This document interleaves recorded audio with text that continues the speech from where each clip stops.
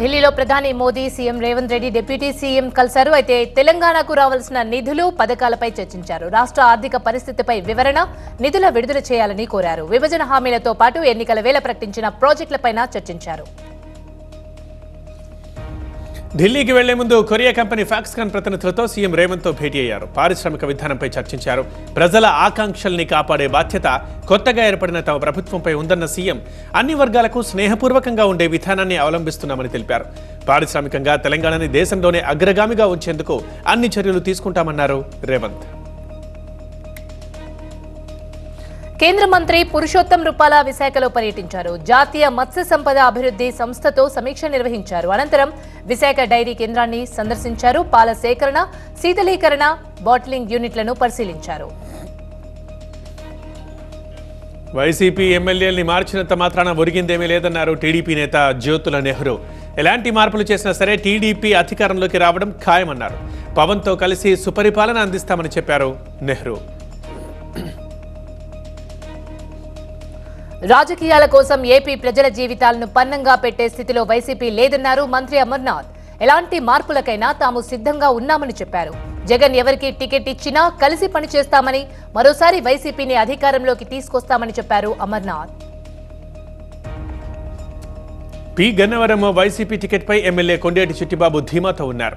సర్వేలతో సంబంధం లేకుండా టికెట్ తనకే దక్కుతుందని ఆశాభావం వ్యక్తం చేస్తున్నారు. టికెట్ ఇస్తే పోటీ చేస్తా, లేదంటే వచ్చిన వాళ్లతో పనిచేస్తానంటున్నారు చిట్టిబాబు.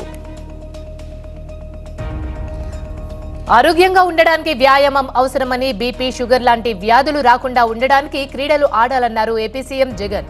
గుంటూరు జిల్లా నల్లపాడు లయోలా పబ్లిక్ స్కూల్లో ఆడుదాం ఆంధ్ర స్పోర్ట్స్ టోర్నమెంట్ ను ఆయన ప్రారంభించారు.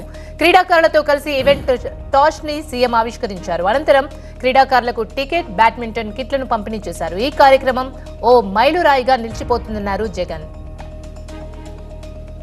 వైసీపీలో నియోజకవర్గ ఇన్ఛార్జ్ మార్పులపై స్పందించారు మంత్రి పెద్దిరెడ్డి రామచంద్రారెడ్డి. ఎమ్మెల్యేలు గెలిచే పరిస్థితి లేని చోట మార్పు ఉంటుందని స్పష్టం చేశారు.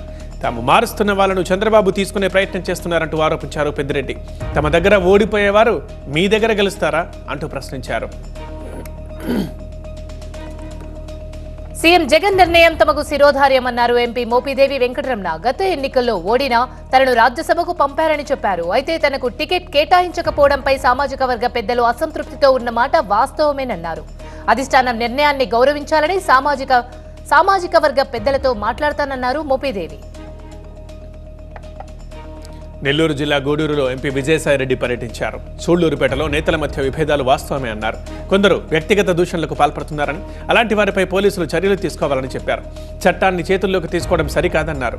పార్టీ వ్యతిరేక కార్యకలాపాలకు పాల్పడ్డ వారిపై క్రమశిక్షణ చర్యలు తప్పవన్నారు విజయసాయిరెడ్డి.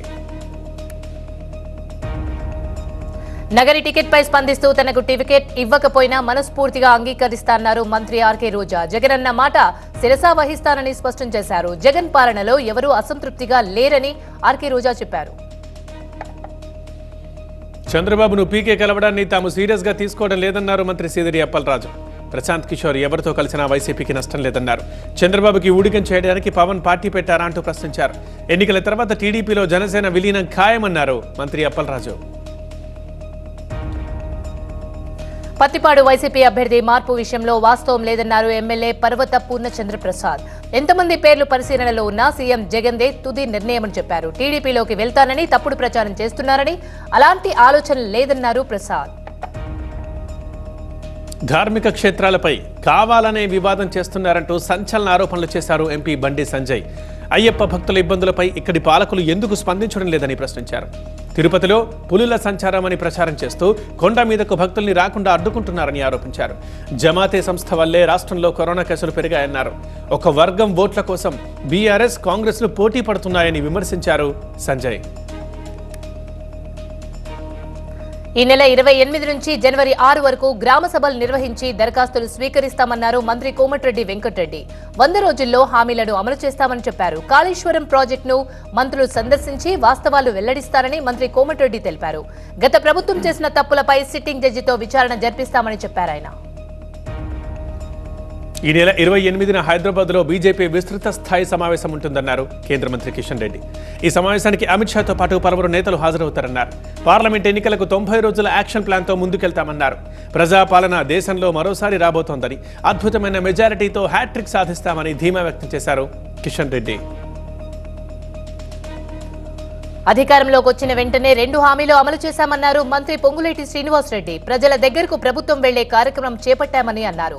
దరఖాస్తు తీసుకుని రిసిప్ట్ కూడా ఇస్తామని చెప్పారు. ఉచిత కరెంట్ పేమెంట్ కాంగ్రెస్దేనని, ధరణిని ప్రక్షాళన చేస్తామని తెలిపారు మంత్రి పొంగులేటి. కాంగ్రెస్ ప్రభుత్వం విడుదల చేసిన శ్వేతపత్రంపై బీఆర్ఎస్కి జవాబు లేదని, వారి శ్వేతపత్రాన్ని ప్రజలు నమ్మరని అన్నారు మంత్రి శ్రీధర్ బాబు. సూచనలు సలహాలు ఉంటే బీఆర్ఎస్ చెప్పాలన్నారు.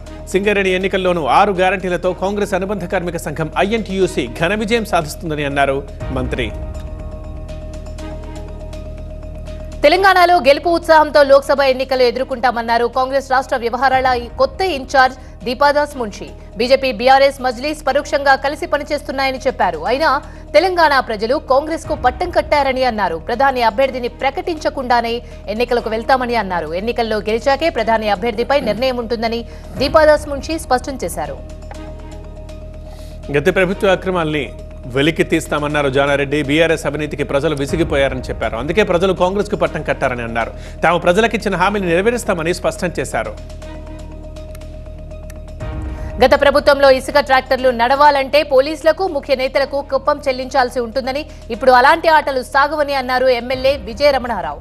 మానేరు ఇసుక రీచ్ నుంచి ఇసుక రవాణాలో ఈ ప్రాంతం వనరులు అంతరించిపోయాయని, రోడ్లు ధ్వంసమవుతున్నాయని అన్నారు ఎమ్మెల్యే. పెండింగ్ లో ఉన్న ట్రాఫిక్ చలాన్లు వసూలు చేయడానికి తెలంగాణ ప్రభుత్వం రాయితీ ప్రకటించింది. పెండింగ్ చలాన్లకు 90% వరకు రాయితీ ఇచ్చింది. డిసెంబర్ 26 నుంచే చలాన్ల పేమెంట్పై డిస్కౌంట్ ప్రకటిస్తూ జీవో జారీ చేసింది ప్రభుత్వం. ఆర్టీసీ బస్సులకు 90%, బైకులు, ఆటోలకు 80% రాయితీ ఇస్తోంది గవర్నమెంట్. ప్రజాభవన్ దగ్గర యాక్సిడెంట్ కేసులో పోలీసుల నిర్వాకం బయటపడింది. ప్రమాదం జరిగిన తర్వాత సోహెల్ ను అదుపులోకి తీసుకున్న పోలీసులు స్టేషన్ కు తరలించారు. ఆ తర్వాత షకీల్ అనుచరులు స్టేషన్ కు వచ్చి పని మనిషిని కేసులో ఇరికించి సోహెల్ ను విడిపించుకెళ్లారు. ఈ వ్యవహారమంతా సీసీ కెమెరాలో రికార్డు అవడంతో విచారణ జరుపుతున్నారు ఉన్నతాధికారులు. మాజీ ప్రియుడి మీద పగతో కారులో గంజాయి పెట్టించి పోలీసులకు పట్టించింది ఒక ప్రియురాలు. అయితే పోలీసుల విచారణలో యువతి నిర్వాకం బయటపడింది. దీంతో యువతి సహా 7 వ్యక్తుల్ని జూబ్లీహిల్స్ పోలీసులు అరెస్ట్ చేశారు. 40 గ్రాముల గంజాయిని స్వాధీనం చేసుకున్నారు. పట్టుబడ్డ యువతి ఒక లా స్టూడెంట్ గా గుర్తించారు.